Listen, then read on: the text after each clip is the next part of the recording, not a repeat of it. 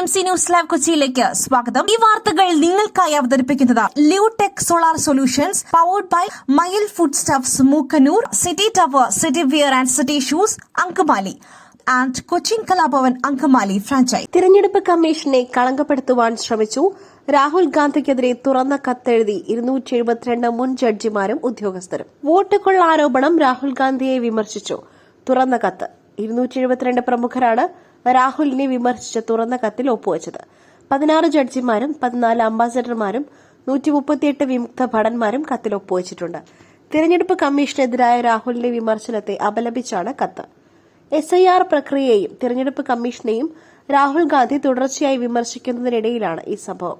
ഇന്ത്യയുടെ ജനാധിപത്യം ബലപ്രയോഗത്തിലൂടെയല്ല, മറിച്ച് അതിന്റെ അടിസ്ഥാന സ്ഥാപനങ്ങൾക്കെതിരെയുള്ള വിഷലിപ്തമായ ആരോപണത്തിന്റെ വർദ്ധിച്ചുവരുന്ന വേലിയേറ്റത്തിലൂടെയാണ് ആക്രമിക്കപ്പെടുന്നതെന്ന് സിവിൽ സമൂഹത്തിലെ മുതിർന്ന പൌരന്മാരായ ഞങ്ങളുടെ ഗുരുതരമായ ആശങ്ക പ്രകടിപ്പിക്കുന്നുവെന്നും ദേശീയ ഭരണഘടനാ അധികാരികൾക്കെതിരായ ആക്രമണം എന്ന തലക്കെട്ടോടെ എഴുതിയ കത്തിൽ ഒപ്പിട്ടവർ പറഞ്ഞു.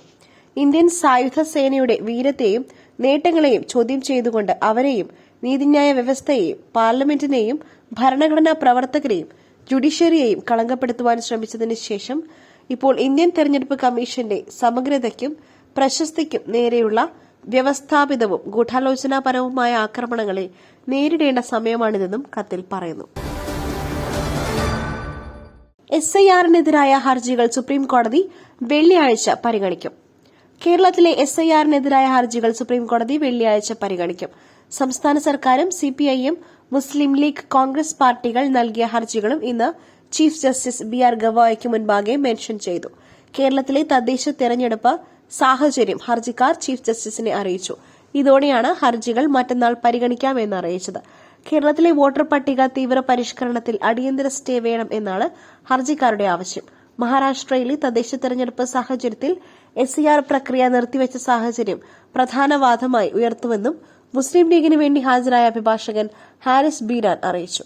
കേരളത്തിൽ BLO ആത്മഹത്യ ചെയ്ത സംഭവം ഉൾപ്പെടെ ചൂണ്ടിക്കാട്ടിയാണ് ഭൂരിഭാഗം ഹർജികളും. അതേസമയം വിവാദങ്ങൾക്കിടെ SIR നടപടിയുമായി ശക്തമായി മുന്നോട്ടു പോകുമെന്ന് ആവർത്തിക്കുകയാണ് മുഖ്യ തെരഞ്ഞെടുപ്പ് ഓഫീസർ രത്തൻ യു ഖേൽക്കർ. ഭരണഘടനാ ഉത്തരവാദിത്വമാണ് BLOമാർ ചെയ്യുന്നത്. BLOമാർക്ക് ടാർഗറ്റുണ്ട്. കൂട്ടായ പ്രവർത്തനങ്ങളിലൂടെ ഉത്തരവാദിത്വം പൂർത്തീകരിക്കണം. മഹത്തായ ലക്ഷ്യത്തിലേക്ക് എത്തുവാൻ താനും തന്റെ ഓഫീസും പകലോ രാത്രിയോ ഇല്ലാതെ ജോലി ചെയ്യുന്നുണ്ടെന്നും മുഖ്യ തെരഞ്ഞെടുപ്പ് ഓഫീസർ വ്യക്തമാക്കി. 97% കൂടുതൽ ഫോം വിതരണം ചെയ്തു കഴിഞ്ഞു. ഇനി ഫോം തിരികെ ശേഖരിക്കുന്ന നടപടിയാണ്. ബൂത്ത് തലത്തിൽ രാഷ്ട്രീയ പാർട്ടികൾ ഉൾപ്പെടെ ഇന്നു മുതൽ യോഗം ചേർന്ന് ഈ നടപടികൾ പൂർത്തിയാക്കണമെന്നും CEO അഭ്യർത്ഥിച്ചു. ഒറ്റപ്പെട്ട ശക്തമായ മഴ തുടരുവാൻ സാധ്യത. 2 ജില്ലകളിൽ യെല്ലോ അലർട്ട്. സംസ്ഥാനത്ത് ഒറ്റപ്പെട്ട ശക്തമായ മഴ തുടരുവാൻ സാധ്യത. വടക്കൻ ജില്ലകളിൽ മഴ കനക്കുമെന്നാണ് കേന്ദ്ര കാലാവസ്ഥാ വകുപ്പിന്റെ മുന്നറിയിപ്പ്. കോഴിക്കോട്, കണ്ണൂർ ജില്ലകളിൽ യെല്ലോ അലർട്ട് നൽകി. വരുന്ന 22-ാം തീയതി ബംഗാൾ ഉൾക്കടലിന് മുകളിൽ ന്യൂനമർദ്ദ രൂപം കൊള്ളുവാനും ഇത് 48 മണിക്കൂറിനുള്ളിൽ ശക്തി പ്രാപിക്കുവാനും സാധ്യതയുണ്ടെന്നാണ് കേന്ദ്ര കാലാവസ്ഥാ വകുപ്പിന്റെ മുന്നറിയിപ്പ്. 5 ദിവസത്തേക്ക് ഒറ്റപ്പെട്ട ശക്തമായ മഴയ്ക്കും ഇടിമിന്നലിനും സാധ്യതയുണ്ടെന്നാണ് മുന്നറിയിപ്പ്. ശബരിമലയിൽ കേന്ദ്ര സർക്കാർ ഇടപെടും. BJP പ്രതിനിധി സംഘം ഉടൻ ശബരിമല സന്ദർശിക്കും. PK കൃഷ്ണദാസ്. ശബരിമല തീർത്ഥാടനം ആരംഭത്തിലെ പാളിയെന്ന് BJP ദേശീയ നിർവാഹക സമിതി അംഗം PK കൃഷ്ണദാസ്. മുന്നൊരുക്കങ്ങളൊന്നും നടത്തിയില്ല. തീർത്ഥാടന ചരിത്രത്തിലെ ആദ്യ സംഭവം. ഒരു മുന്നൊരുക്കങ്ങളും നടത്താത്ത തീർത്ഥാടന കാലം. ശബരിമലയിൽ നടന്നത് മനുഷ്യാവകാശ ലംഘനം. സർക്കാർ മുന്നൊരുക്കങ്ങൾ നടത്താതിരുന്നത് ബോർഡും മനഃപൂർവ്വമെന്നും കൃഷ്ണദാസ് വിമർശിച്ചു. ശബരിമലയിൽ കേന്ദ്ര സർക്കാർ ഇടപെടലുണ്ടാകും. അതിനായി BJP മുൻകൈയെടുക്കും. രാജ്യത്തെ മറ്റ് തീർത്ഥാടന കേന്ദ്രങ്ങളിൽ മികച്ച സൌകര്യങ്ങളുണ്ട്. ശബരിമലയിലെ സർക്കാരിന്റെ അലംഭാവം ബോധപൂർവം. BJP പ്രതിനിധി സംഘം ഉടൻ ശബരിമല സന്ദർശിക്കും. ശബരിമലയിലെ വിഷയം പ്രധാനമന്ത്രിയെയും ആഭ്യന്തരമന്ത്രിയെയും അറിയിച്ചുവെന്നും കൃഷ്ണദാസ് വ്യക്തമാക്കി.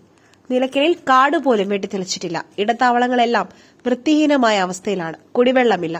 പമ്പയിലെ വെള്ളത്തിന്റെ നിറം കറുപ്പ്. മുഖ്യമന്ത്രിയെയും സംസ്ഥാന സർക്കാരിനെയും പ്രോസിക്യൂട്ട് ചെയ്യണം. വെർച്വൽ ക്യൂ സംവിധാനം വാഗൺ ട്രാജഡി പോലെയാകുന്നു. സർക്കാരിന് താൽപര്യം ശബരിമലയിലെ സ്വർണ്ണപ്പാളിയിൽ. അത് മോഷ്ടിച്ചു കൊണ്ടുപോവുകയും ചെയ്തു. തീർത്ഥാടന കാലത്തിന് ദിവസങ്ങൾക്ക് മുൻപെയാണ് ദേവസ്വം പ്രസിഡന്റിനെ മാറ്റിയത്. എന്തുകൊണ്ട് ഇത് മുൻപേ ചെയ്തില്ല? യുദ്ധകാലാടിസ്ഥാനത്തിൽ മുഖ്യമന്ത്രി ഇടപെടണം. കേന്ദ്രസേന എത്താത്തത് കത്ത് വൈകി അയച്ചതുകൊണ്ട്. എപ്പോഴാണ് കേന്ദ്രസേന വേണമെന്ന് ആവശ്യപ്പെട്ടത്? രജിസ്ട്രേഷനിൽ തന്നെ തിരക്ക് സർക്കാരിന് ബോധ്യപ്പെട്ടതാണെന്നും അദ്ദേഹം വ്യക്തമാക്കി. തമിഴ്നാട്ടിൽ വീണ്ടും പ്രണയപ്പക. പ്രണയം നിരസിച്ച പ്ലസ് 2 വിദ്യാർത്ഥിയെ യുവാവ് കുത്തിക്കൊന്നു. തമിഴ്നാട്ടിൽ പ്രണയം നിരസിച്ച പ്ലസ് 2 വിദ്യാർത്ഥിയെ യുവാവ് കുത്തിക്കൊന്നു. രാമേശ്വരം സ്വദേശി ശാലിനിയാണ് കൊല്ലപ്പെട്ടത്. പ്രതി മുനിരാജിനെ പോലീസ് അറസ്റ്റ് ചെയ്തു. ഇന്ന് രാവിലെ ശാലിനി സ്കൂളിലേക്ക് പോകുമ്പോഴായിരുന്നു ആക്രമണം. പെൺകുട്ടിയെ പിന്തുടർന്നെത്തിയ മുനിരാജ് കത്തിക്കൊണ്ട് കുത്തി. ഓടിക്കൂടിയ നാട്ടുകാർ ആശുപത്രിയിൽ എത്തിച്ചെങ്കിലും ശാലിനിയെ രക്ഷിക്കാനായില്ല. പ്രദേശവാസിയായ മുനിരാജ് ശാലിനിയോട് നിരവധി തവണ പ്രണയാഭ്യർത്ഥന നടത്തിയിരുന്നു. താൽപര്യമില്ലെന്ന് അറിയിച്ചെങ്കിലും ശല്യപ്പെടുത്തൽ തുടർന്നു. ഇതോടെ ശാലിനി പിതാവിനോട് വിവരം പറഞ്ഞു. ഇന്നലെ ശാലിനിയുടെ പിതാവ് മുനിരാജിന്റെ വീട്ടിലെത്തി താക്കീത് നൽകി. ഇതിലുള്ള പ്രതികാരമാണ് കൊലപാതകത്തിൽ കലാശിച്ചത്.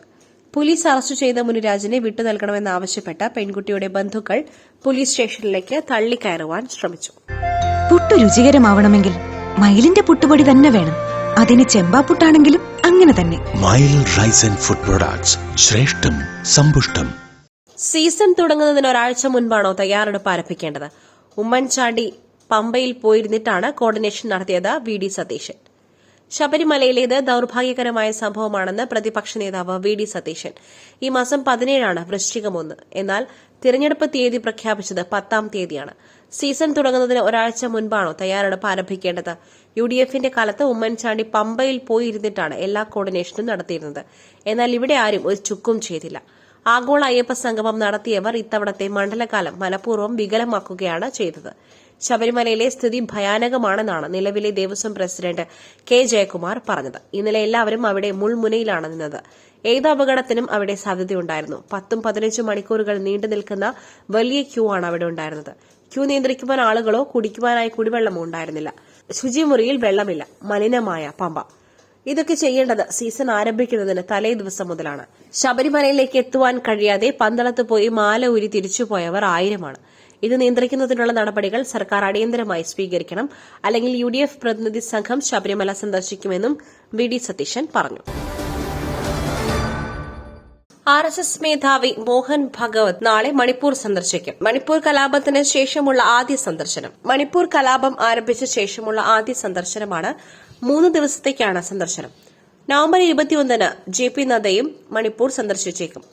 3 ദിവസത്തെ സന്ദർശനത്തിനിടെ ഭഗവത് പൌരന്മാരുമായും സംരംഭകരുമായും ആദിവാസി സമൂഹ പ്രതിനിധികളുമായും സംവദിക്കുമെന്ന് RSS സംസ്ഥാന ജനറൽ സെക്രട്ടറി തരുൺ കുമാർ ശർമ്മ PTIയോട് പറഞ്ഞു.